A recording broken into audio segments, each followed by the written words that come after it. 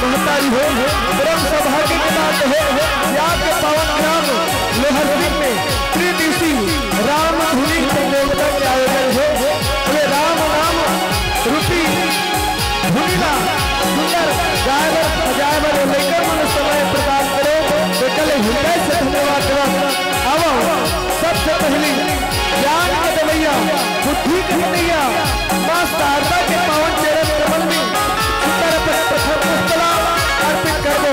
होकर बाद आप लोग ले चलो आदि शक्ति मां दुर्गा भवानी के पावन चरण और पूरे संसार में से दो प्रभाव है जो खुद की बेटा आराम में काट के ब्राह्मण को बेटा दान करे और पावन प्रसंग आप लोग के बीच में रखेंगे। सादर सादर राज करवश्य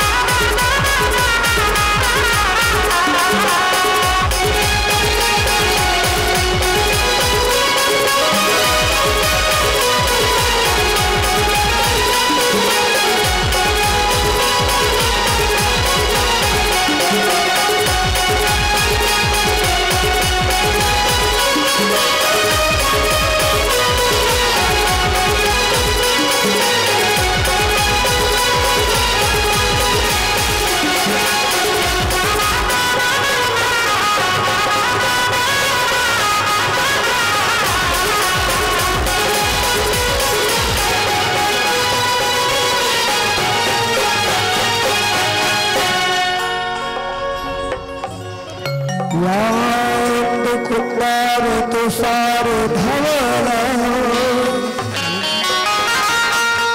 या शुभवस्त्राविता या वरदंडित करा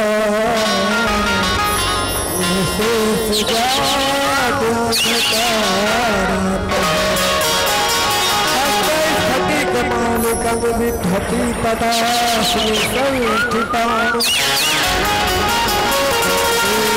परमेश्वरी भगवती बुद्धि प्रदान सार।